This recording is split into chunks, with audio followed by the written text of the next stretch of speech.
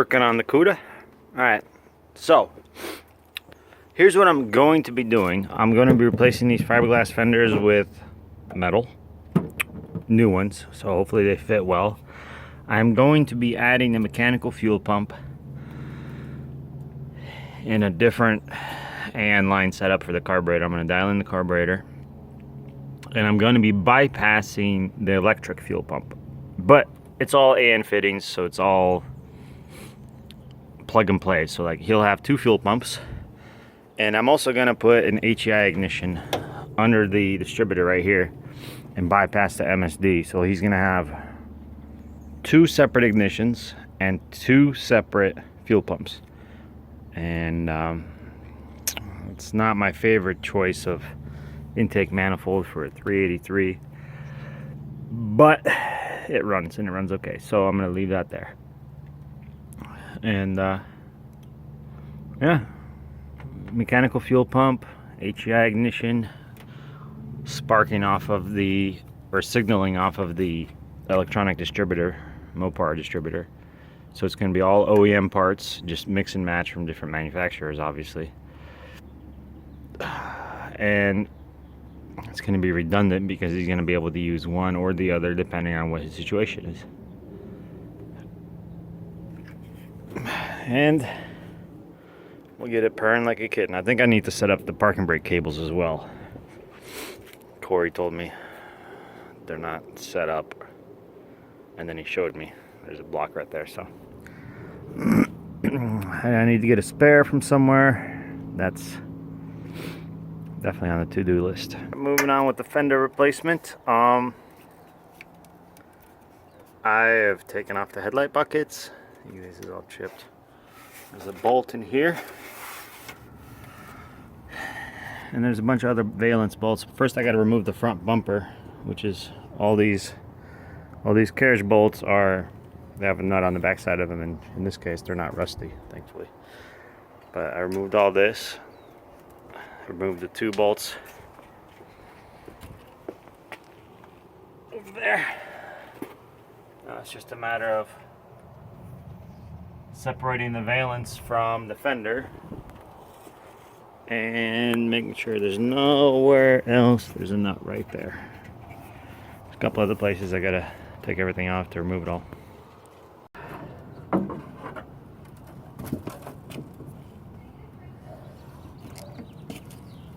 Now,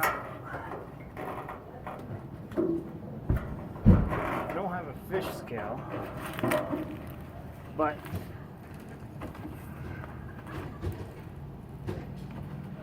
that's like, I don't know, 10 pounds. And this is like 35.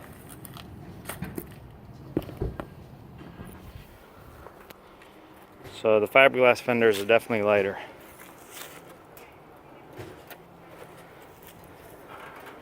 A lot of metal with the Cuda fenders. Fenders are hung, kind of. They're not, you know, these bolts are backed out. Trying to get this to line up. So once I get all that, then I'm going to work my way back. Big issue is going to be the doors and the fact that I don't have all the shims that I need. What in the world is going on there? Anyways, whatever. I don't know. They're not super bad fitment, but they don't fit with these doors, and that'd be bad. I put the markers back in place. I haven't put the chrome trim on yet, but with the galvanized bolts, or stainless, or whatever they are. Basically, every fender lip that I've ever seen is, or trunk lid or whatever, is always rusted where bolts go through for some sort of lettering or trim or whatever. But I'll ask Peter if he wants that on there, or if he just wants it in the trunk and then see for himself. I don't know. We'll see. Lots of adjustment still needed. Yeah, the fit's not entirely horrible, but you can see that This is, I'm thinking that's factory door. I'm not 100% positive. But this is a reproduction fender, and it's not even the same contour. So, what they say is true. Nothing ever just fits. Got the fenders on. I'm missing a bunch of stuff. And these right here were, I guess, the original fenders that they'd cut out and put on the fiberglass ones. Fiberglass hood, but everything else is metal. And there's a couple dents here and there. There's a bunch of missing pieces because none of the fiberglass stuff corresponded whatsoever. See, the bumper's misaligned. I just need to get this all together and over to Peter and running reliably so that he can then do the final touches. For example, the tabs right here broken off, but they're not broken off over there. I don't have the special captured plastic nuts that go into these rectangle holes. So this is,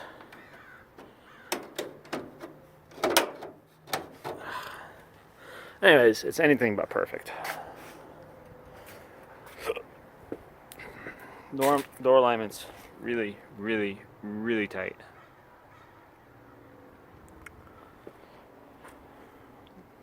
The whole door actually has to move it back. Both sides. This side's not that bad.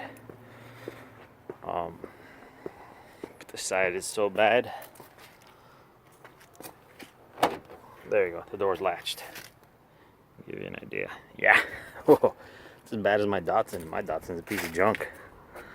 So now on to the mechanical fuel pump conversion and the HEI ignition bracket. Aha.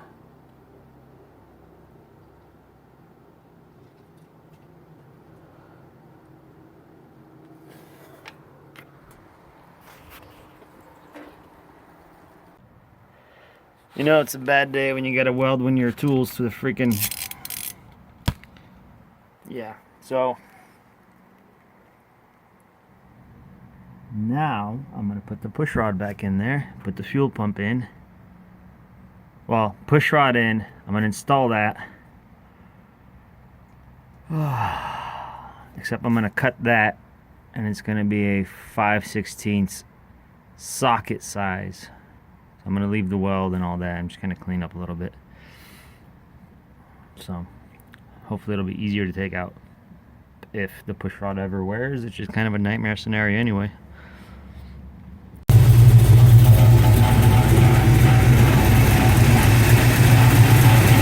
Mechanical fuel pump is in, it's working good. Hey, it's this, check it out. What is it? Well, that's supposed to have U-bolt and the regular body bolts. Like, because we're missing a ton of the, just the body bolts and the special washer that holds them in. I already told them to grab some.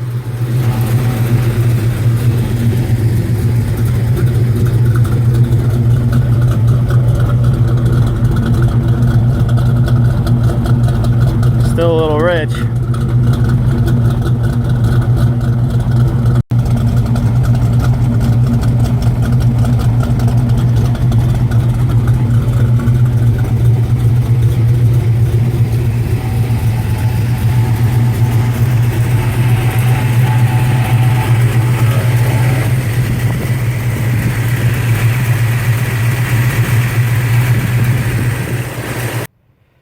Alright, it is the next morning.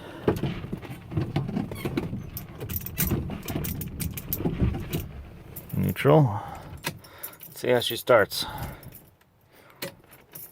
2, 3.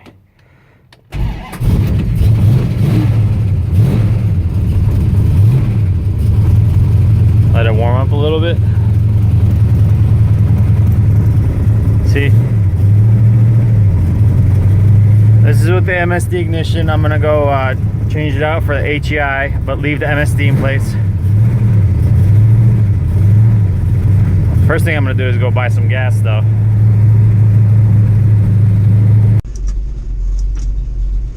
Reverse.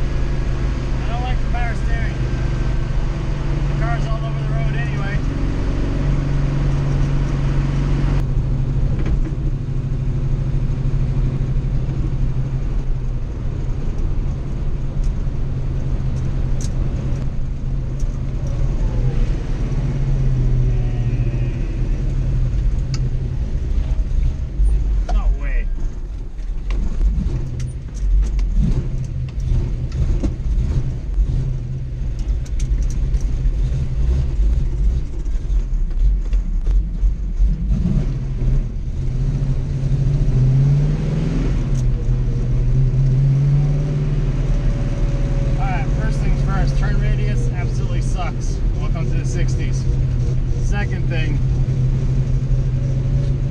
I think the fuel in the carburetor is boiling.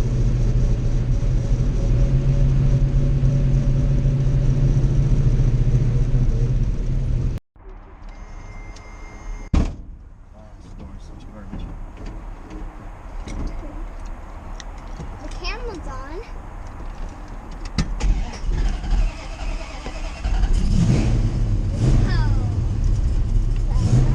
Yeah, it's boiling the fuel. I want to look at the back.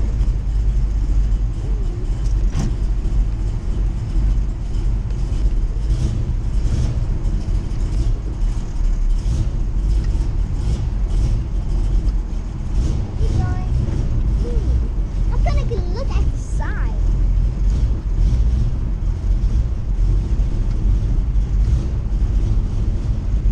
Going. Stop.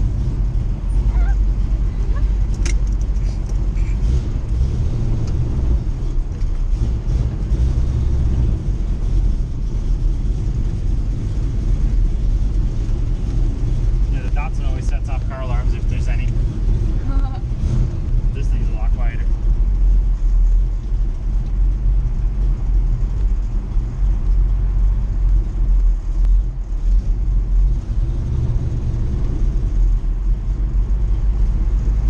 How fast can it go? I don't know. I think my Datsun's faster. This lighter. It's got the same amount of power.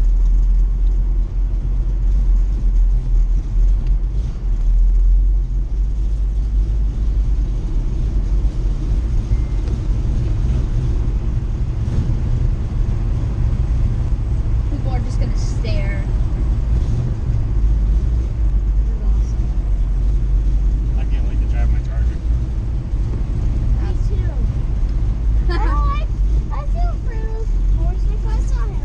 Yeah? You see Alfredo's motorcycle? One of them? I can't wait to see our car that's driving. Oh, first I'm gonna go get the GTO by it. Then we're gonna drive that. Yeah. I want to see that. I want to see it.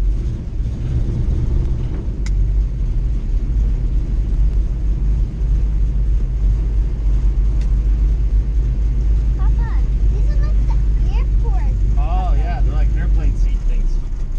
Yep.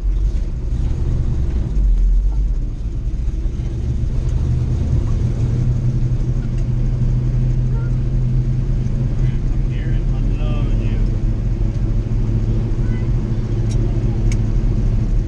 Hey, look at your seatbelt. Look on this now. We are ready here. Well, that's not good. What? Which is fine. So yeah, take some pictures. There are two ways to combat vapor lock or heat soak or whatever. Number one is this thermal gasket that Edelbrock sells. They sell an open plenum one and they sell a divided one. It's about 1/4 inch thick. Shouldn't give you too much clearance issues.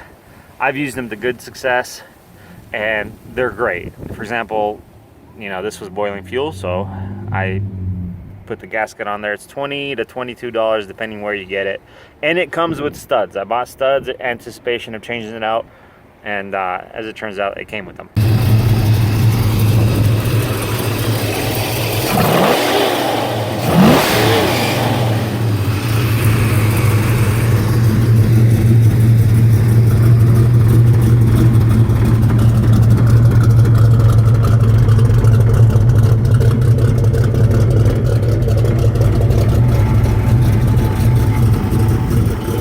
Definitely a lot happier with these jetting changes.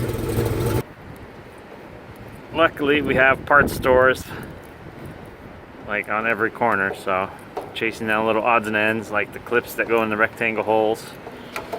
I just pressed my finger into the hole and walked in the store with an indentation on my finger and picked what I thought would fit, and sure enough it fit. So this is all, you know, a couple dollars at a time, no big deal. Sure beats losing one of these headlight surrounds on the freeway.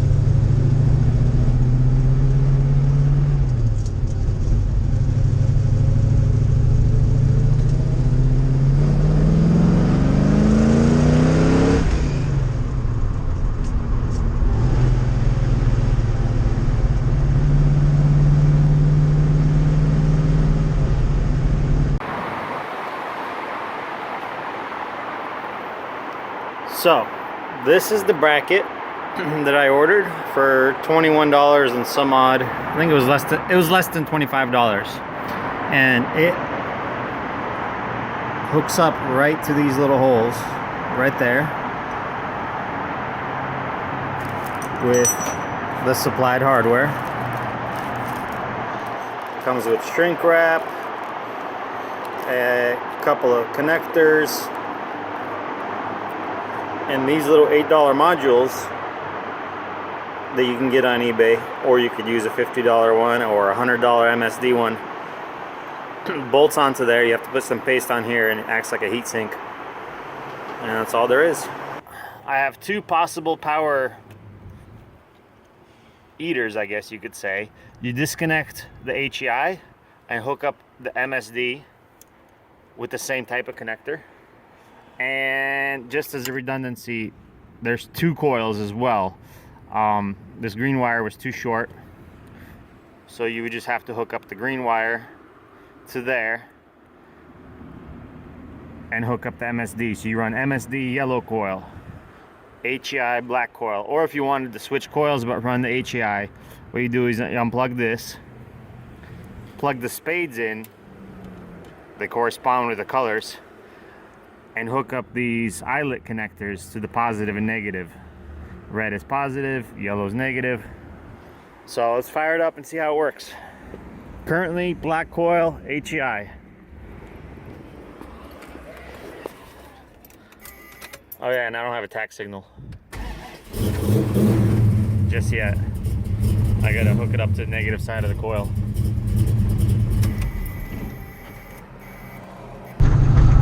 Alright, so this is my last day with the car. I'm gonna go hit up a junkyard and get a spare wheel tire combo in LA, and then send it off to the shipper for Peter to enjoy. Now, this car, it was a pretty cool car to begin with. A lot of money had been spent on it, but it just needed some things.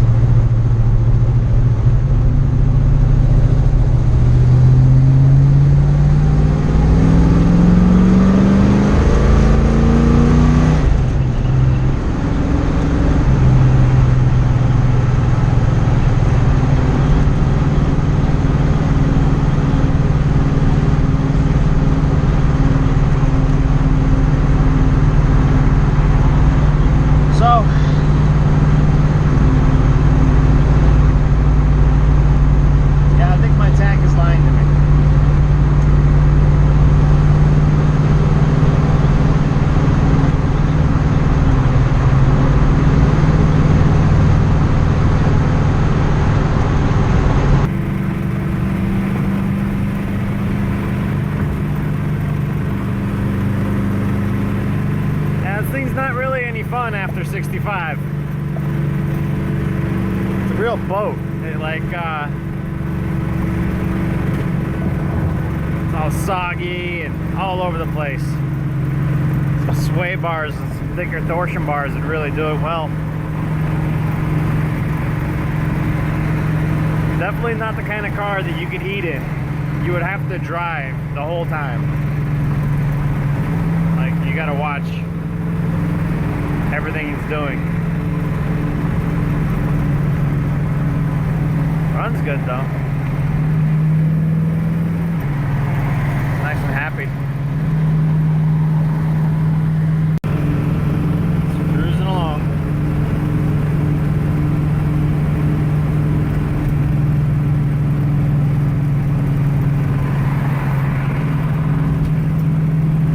Yeah, it's got a vibration in one of the wheels,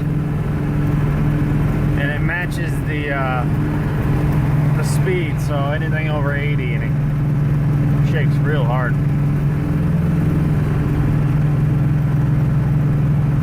But other than that, it's been going smooth, no issues so far. I can't smell gas, so the carburetor seems alright. There's no stumble, which means it has enough gas.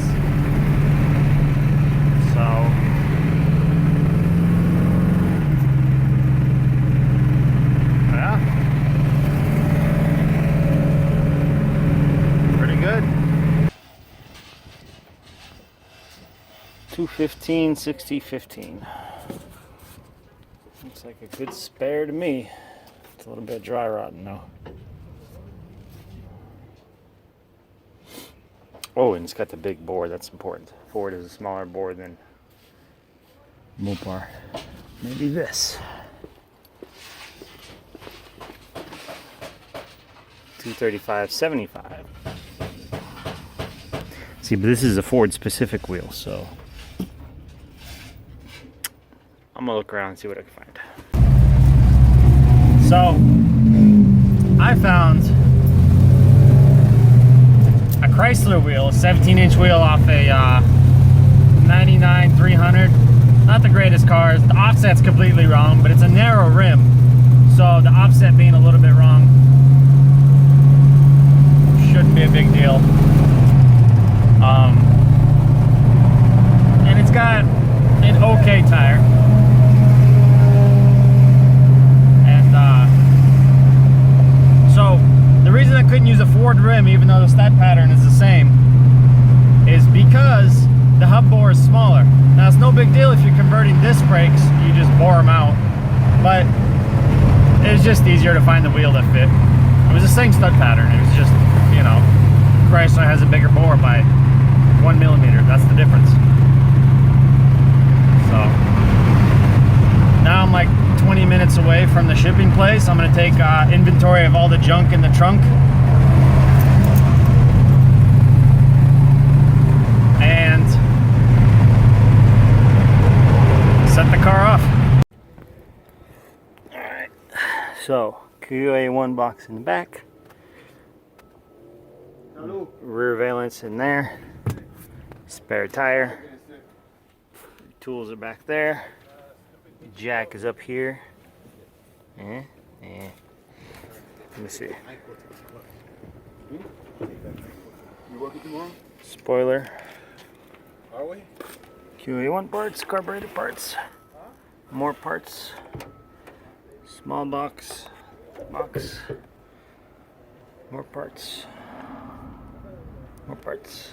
Is this And for... jack stands. Well, we said goodbye to the Cuda. You know, there's a whole lot of cars leaving the USA. A whole lot of really nice cars.